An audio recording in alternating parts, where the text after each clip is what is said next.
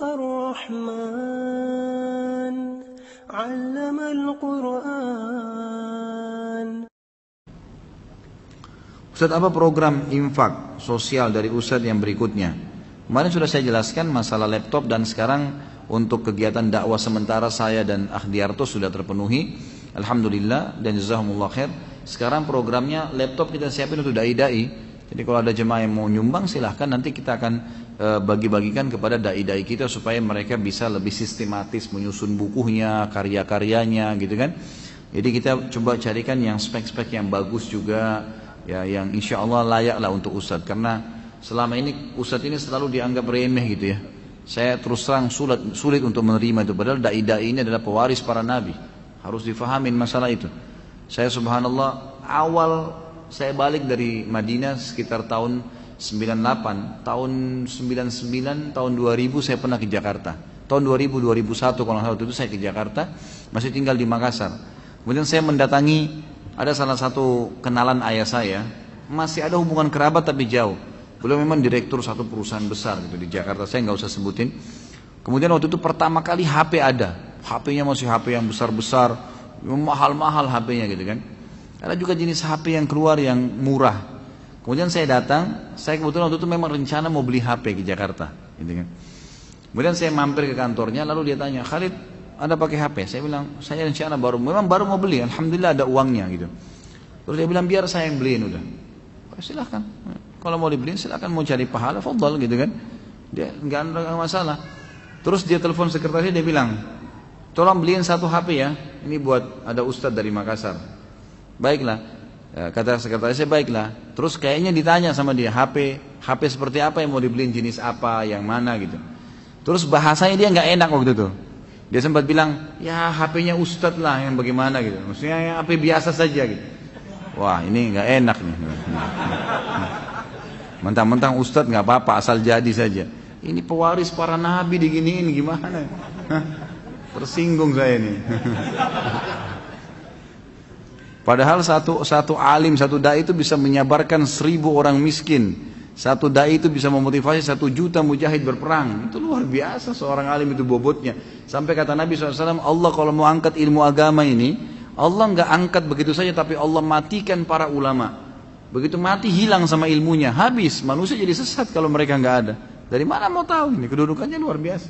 Saya bilang udah terima kasih, nggak usah. Alhamdulillah saya bisa beli. Udah saya pergi. Semenjak itu subhanallah saya buat program untuk menunjukkan kalau dai juga mampu, gitu kan. Saya selalu tunjukkan begitu, selalu coba berusaha kembangkan apa supaya jangan dianggap remeh dai-dai ini. Mestinya begitu, Allahu a'lam. Itu program. Jadi kita mau coba ya bagaimana dai-dai ini ditingkatkan level mereka dari sisi ekonomi, dan luar biasa. Saya semalam kedatangan beberapa ikhwah yang sempat diskusi sama saya di Ajwad di restoran. Lalu saya berikan saran-saran. Saya bilang program saya sekarang, saya mau bagaimana dai-dai ini betul-betul ada Islamic Center mereka. Semua dai-dai yang kompeten, yang luar biasa kapabilitas ilmunya mereka bagus. Mereka memang dai-dai yang kompeten lah di bidangnya. Memang ahlinya di ilmu hadis, di ilmu dakwah, di ilmu akidah. Kita keroyokin buatin Islamic Center, mereka nanti di situ tinggal. Mereka buat kelas pelatihan dai, kaderisasi. Kemudian punya pesantren di situ. Nanti orang-orang mereka pun buat jadwal. Hari Senin ada sirah, hari Selasa ada akidah, hari ini buat seperti kelas, orang datang sekolah gratis gitu. Daripada sekarang ini masih berserakan ke sana sini jadwalnya. Kita adakan itu dan itu lebih fokus. Kemudian kebutuhan mereka kita penuhin. Kita harus punya satu sumber basis dana yang kita penuhin. Karena kayak di Saudi itu, semua ulama itu sudah luar biasa. Mereka cuma tahu dari rumah ke masjid. Dari rumah ngajar di kampus. Mereka ngetik. Karya-karya bukunya banyak tertulis karena mereka kebutuhannya sudah terpenuhi semua. Bahkan rumah-rumahnya dikeroyokin oleh jemaah pengajiannya untuk ada yang bayarin gulanya, ada yang bayar berasnya, ada yang bayar listriknya. Jadi dia sudah nggak pusing. Ini orang-orang cari pahala, dia pun akhirnya bisa lebih fokus gitu. Kalau nggak susah.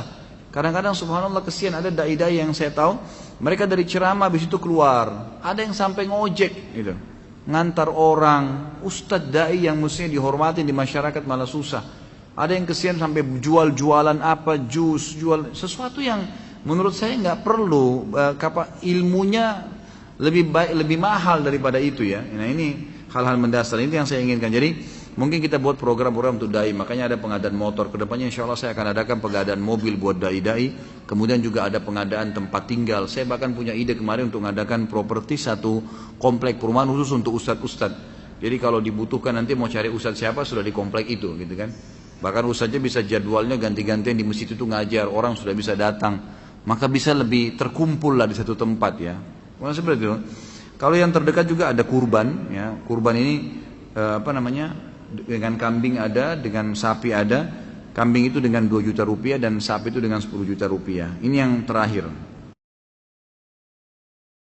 وخلق الجان